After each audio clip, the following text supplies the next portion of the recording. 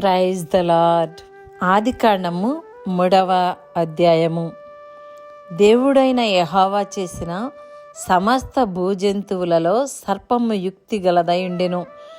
అది ఆ స్త్రీతో, ఇది నిజమా? ఈ తోట చెట్లలో దేని ఫలములనైనను మీరు తినకూడదని దేవుడు చెప్పెనా అని అడిగెను.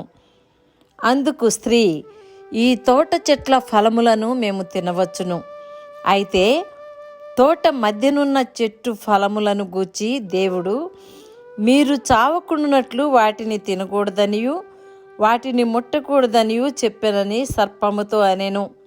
అందుకు సర్పము, మీరు చావనే చావరు, ఎలయనగా మీరు వాటిని తిను దినమున మీ కన్నులు తెరవబడుననియు మీరు మంచి చెడ్డలను ఎరిగిన వారై దేవతల వలె ఉందురనియు దేవునికి తెలియనని స్త్రీతో చెప్పగా, స్త్రీ, ఆ వృక్షము ఆహారమునకు మంచిదియు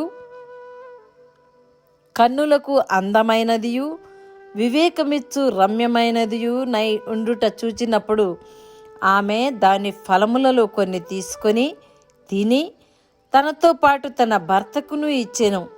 అతడు కూడా తినెను. అప్పుడు వారిద్దరి కన్నులు తెరవబడెను. వారు తాము దిగంబరులమని తెలుసుకొని అంజూరపు ఆకులు కుట్టి తమకు కచ్చడములను చేసుకొనిరి.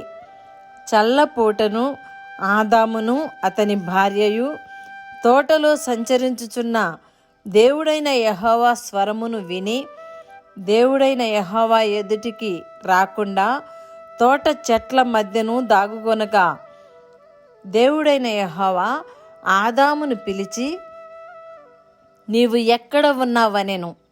అందుకతడు, నేను తోటలో నీ స్వరము వినినప్పుడు దిగంబరినిగా ఉంటిని గనుక భయపడి దాగుకొంటిననెను. అందుకాయన, నీవు దిగంబరువని నీకు తెలిపినవాడెవడు? నీవు తినకూడదని నేను నీకు ఆజ్ఞాపించిన వృక్ష ఫలములు తింటివా అని అడిగెను. అందుకు ఆదాము, నాతో ఉండుటకు నీవు నాకిచ్చిన ఈ స్త్రీయే ఆ వృక్ష ఫలములు కొన్ని నాకియ్యగా నేను తింటిననెను. అప్పుడు దేవుడైన యెహోవా స్త్రీతో, నీవు చేసినది ఏమిటని అడుగగా, స్త్రీ, సర్పము నన్ను మోసపుచ్చినందున తింటిననెను. అందుకు దేవుడైన యెహోవా సర్పముతో, నీవు దీని చేసినందున పశువులన్నిటిలోనూ భూజంతువులన్నిటిలోనూ నీవు శపింపబడిన దానవై నీ కడుపుతో ప్రాకుచు నీవు బ్రతుకు దినములన్నీ మన్ను తిందువు. మరియు నీకును స్త్రీకిని నీ సంతానమునకును ఆమె సంతానమునకును వైరము కలగజేసేదను. అది నిన్ను తల మీద కొట్టును, నీవు దానిని మడిమ మీద కొట్టుదువని చెప్పెను. ఆయన స్త్రీతో, నీ ప్రయాసమును నీ గర్భ వేదనను నేను మిక్కిలి హెచ్చించెదను. వేదనతో పిల్లలను కందువు. నీ భర్త ఎడల నీకు వాంఛ కలుగును, అతడు నిన్ను ఏలునని చెప్పెను. ఆయన ఆదాముతో, నీవు నీ భార్య మాట విని తినవద్దని నేను నీకు ఆజ్ఞాపించిన వృక్ష ఫలములు తింటివి గనుక నీ నిమిత్తము నేల శపింపబడి ఉన్నది. ప్రయాసముతోనే నీవు బ్రతుకు దినములన్నీ దాని పంట తిందువు. అది ముండ్ల తుప్పలను గచ్చ పొదలను నీకు మొలిపించును. పొలములోని పంట తిందువు.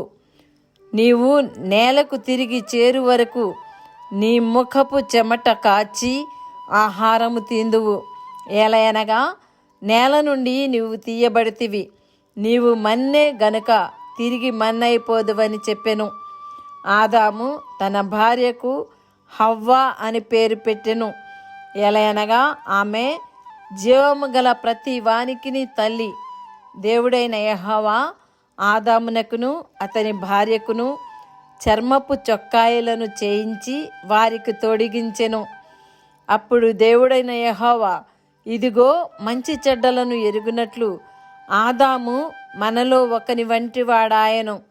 కాబట్టి అతడు ఒకవేళ తన చెయ్యి చాచి జీవవృక్ష ఫలమును కూడా తీసుకొని తిని నిరంతరము జీవించునేమో అని దేవుడైన యెహోవా అతడు ఏ నేల నుండి తీయబడెనో దాని సేద్యపరచుటకు ఏదెను తోటలో నుండి అతని పంపివేసెను.